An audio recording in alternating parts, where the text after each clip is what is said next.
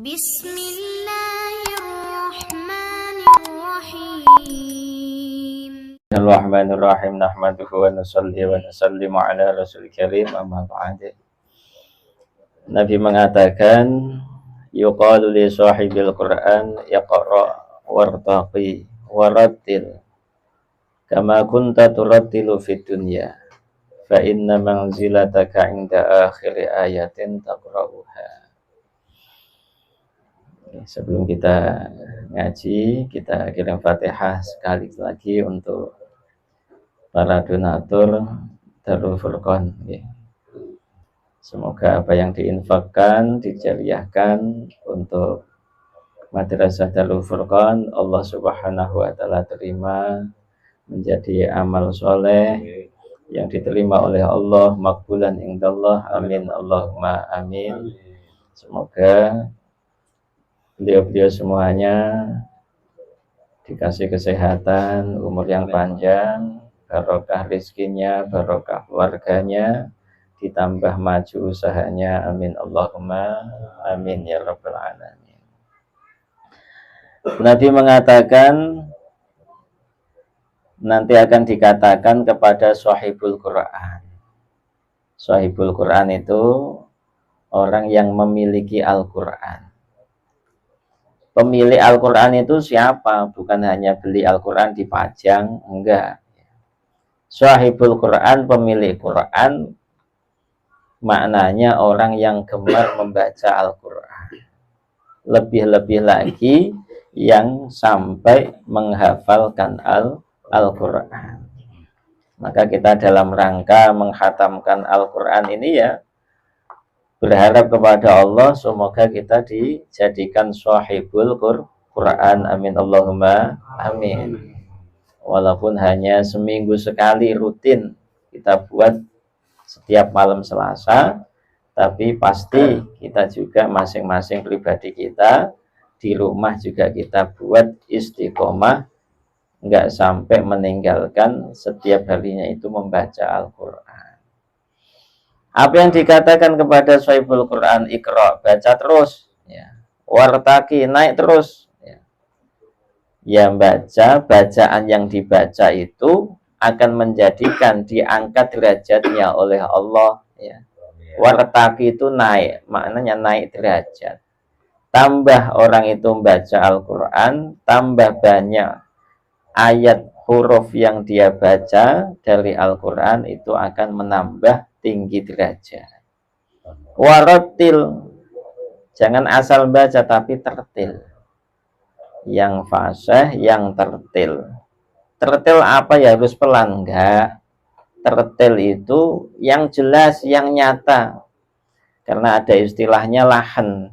Lahan itu bahasanya salah dalam membaca Al-Quran.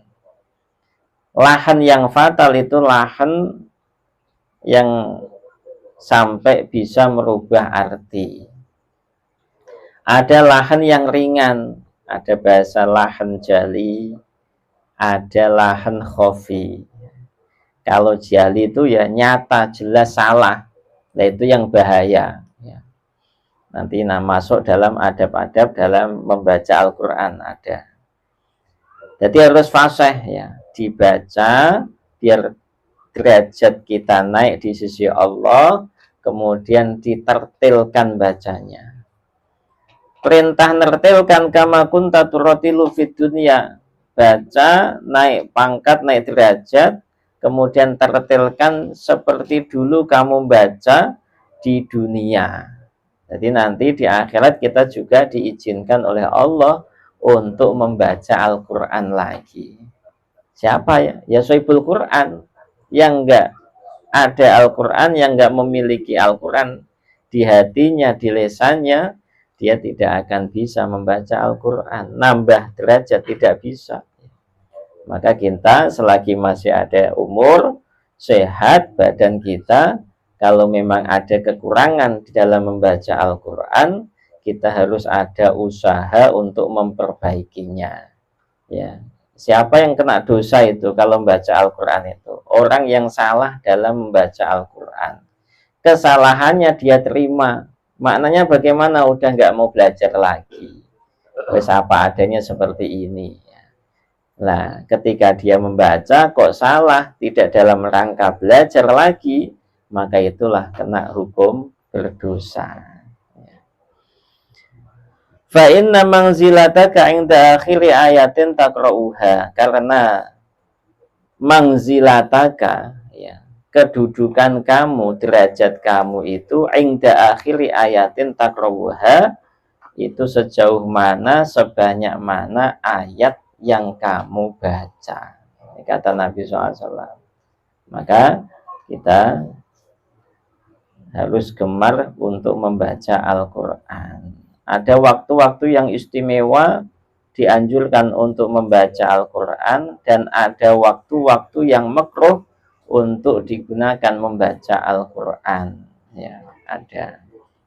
Maka di sini oleh musonef diterangkan sebagian waktu yang ataukah keadaan yang dimakruhkan kita itu membaca Al-Quran, itu diantaranya adalah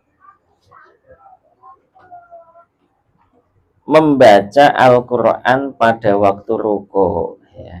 Ada sebagian teman kita itu karena baca Fatihah nggak cukup waktunya, ketika berdiri dibawa ke ruku.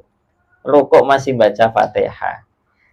Ada yang sampai karena berdiri lupa baca Fatihah, imam sudah ruku, dia ikut ruku, tapi baca bukan Subhanallahil azim, bacanya Fatihah. Bener, salah ya.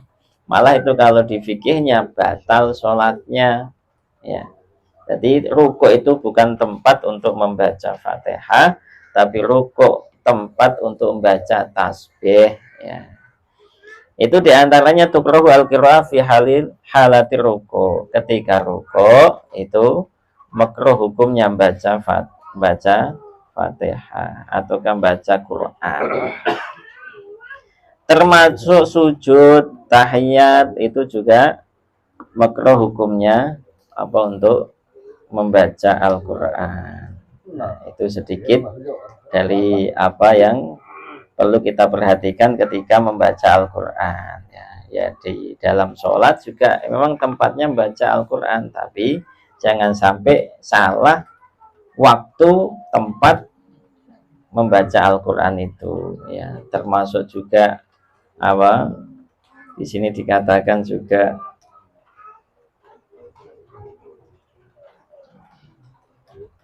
tukrahu al-qira'ah bimazada 'alal Fatihah lil ma'mum. Jadi makmum itu yang dibaca ketika berdiri itu cukup baca Fatihah.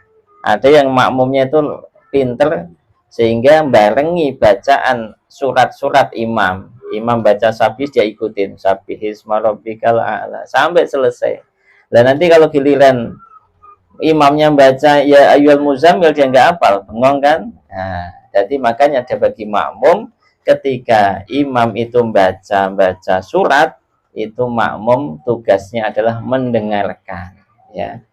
Maka di situ dimakruhkan dia untuk membaca surat, ya. Ataukah makruh dia itu membarengi bacaan suratnya imam. Ketika imam baca surat setelah Fatihah, maka dia tugasnya dia mendengarkan bacaan Fatihahnya imam. Lah saya belum baca Fatihah. Kalau belum baca Fatihah, maka dia kewajiban baca Fatihah. Cukup titik Fatihah.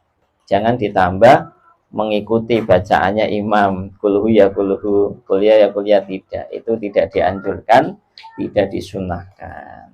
Paham ya? Al-Fatihah.